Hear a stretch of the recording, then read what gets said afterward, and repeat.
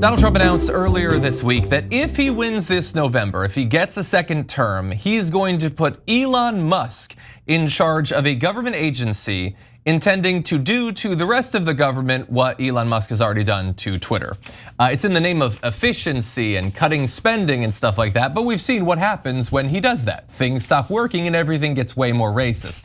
So anyway, Trump was talking to the Economic Club of New York, which is where regular people go. It's just regular Joes at the Economic Club of New York. He's a populist, you understand, people. And he said, at the suggestion of Elon Musk, who has given me his complete and total endorsement, I will create a government efficiency commission tasked with conducting a complete financial and performance audit of the entire federal government and making recommendations for drastic reforms. We need to do it. Can't go on the way we are now. And obviously from my intro, and if you've been watching it for a while, you know that I don't necessarily have a lot of respect for Elon Musk, but that doesn't mean that he can't be efficient. I mean, if you take a look at this headline, like he was able to destroy the value of Twitter way faster than anyone would have expected. It was super efficient how he made $24 billion just vanish, gone. It only took a couple of years for him. And Tesla's reputation is in worse straits than ever before. He decided rather than to pursue the part of the market people actually care about, affordable electric cars, he decided he'd make the worst truck that's ever existed. And so some of these are bold and or efficient moves, but I don't know that it's necessarily gonna help our government. And he has said, Musk, that this commission would aim to examine how agencies are spending money. Agencies across the federal government working in areas that have one thing in common. Elon Musk doesn't know anything about any of it, but he'll evaluate whether they need to be spending money that way. And he said he will eliminate unsensible spending. Again, he has no training or inclination to be able to evaluate that, but he'll be in charge. And by the way, just for the purposes of our discussion, at that same Economic Club meeting, Trump said he's going to further reduce the corporate tax rate.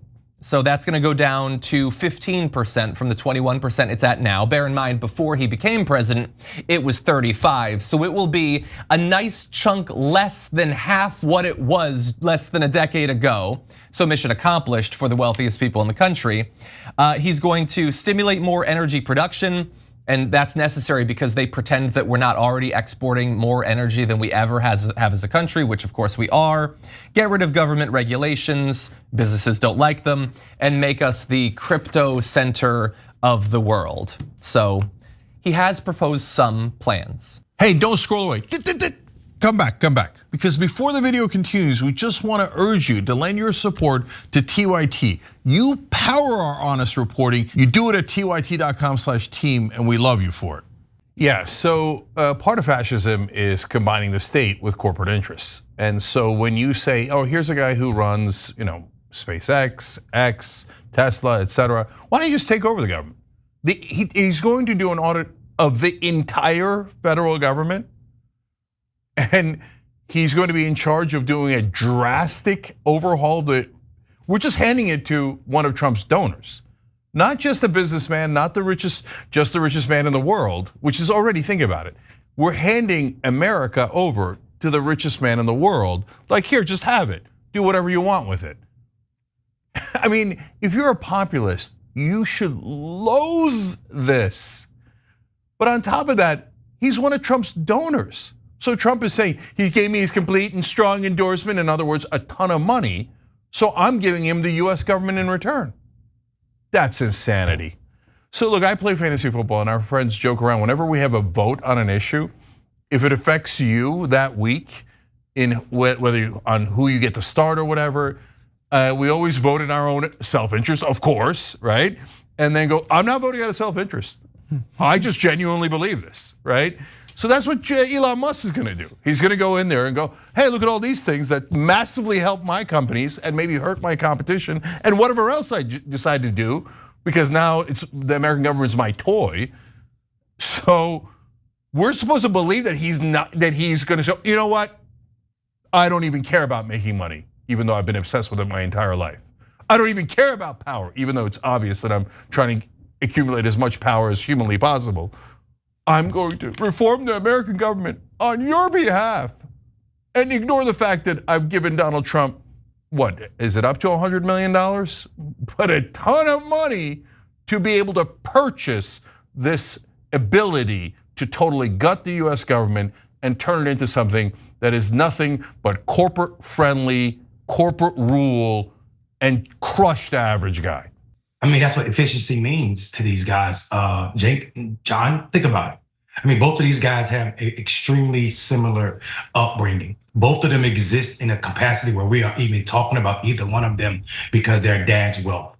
Neither one of them did anything. If people throw around genius when they talk about Elon, but geniuses display, quirkiness. Yeah, he has that. Or childlike behavior. Yeah, he has that. He's eccentric. Yeah, but he's not creative. He doesn't have a new idea, or he does not bring a new relationship between idea and unthought of things like Einstein with mass and energy. That's not Elon Musk. What Elon Musk does, he uses his dad's wealth that was transferred to him by the luck of genes, not DKNY, but genes, and literally, and just take that money and buy the experts in the field until he can't use them anymore, then he run them off, i.e. Tesla, the two founders of it, and any other idea that, i.e. Twitter. Like, so this guy is not a genius. We just throw that word around when we equate it with people with a lot of money. I mean, hell, last year, Kanye West was considered a genius. And I think Donald Trump finds comfort in the fact that he is worthless without his dad's money when he sees Elon Musk being the richest man in the world. And that is the glue that will never break up that relationship.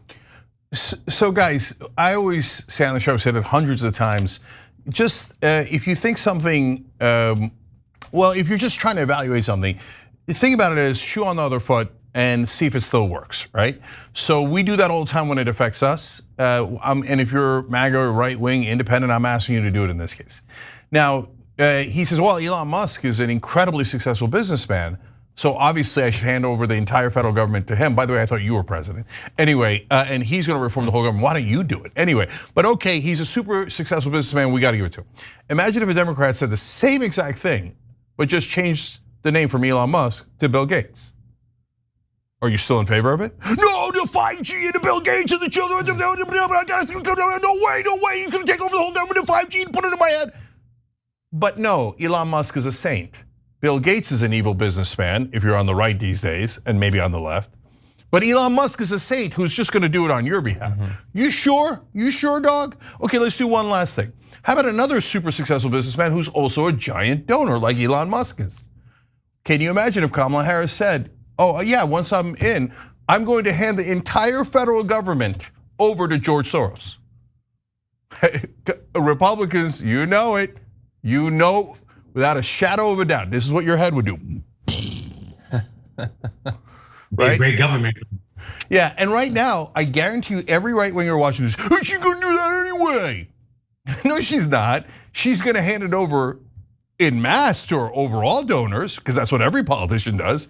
And we're the only show that's honest about both sides doing it. But she's not gonna just pick one guy, the other donors would be mad, right? And just give him the government and say, oh, just shred it. Just do whatever the hell you want with it, right? She's definitely not gonna do that. You're living in a total delusion if you think she's just gonna give it to one donor.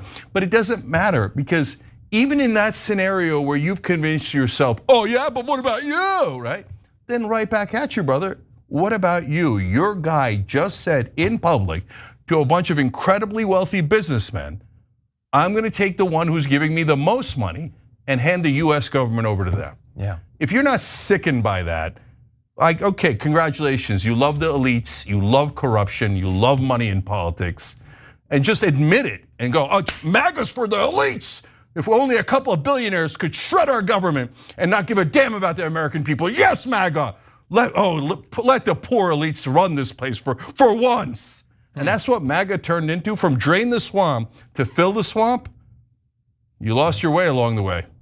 Just a quick comment. I mean, the MAGA was never about draining the swamp. It was actually about hating who Donald Trump and the white people that support him hates. I'm not saying every single MAGA supporter is racist. I am saying every single MAGA supporter is racist. Okay, I don't agree. That goes too far. Okay, I think it's 50-50, and people can get mad at that. But I think, Mondale, I think a ton of MAGA guys actually hate the corruption. Now you could say, hey, maybe that plus what you're saying, or you could say you and I don't agree on the percentages. And by the way, if you think Mondale's completely wrong, and there's just no racists in the country, and golly gee, the racists would never support Donald Trump, you're also being ridiculous. 100%. So, yeah. But hey, we all have different opinions on this, and our ranges between, well, let's say maybe 1/4 to 100%. So there.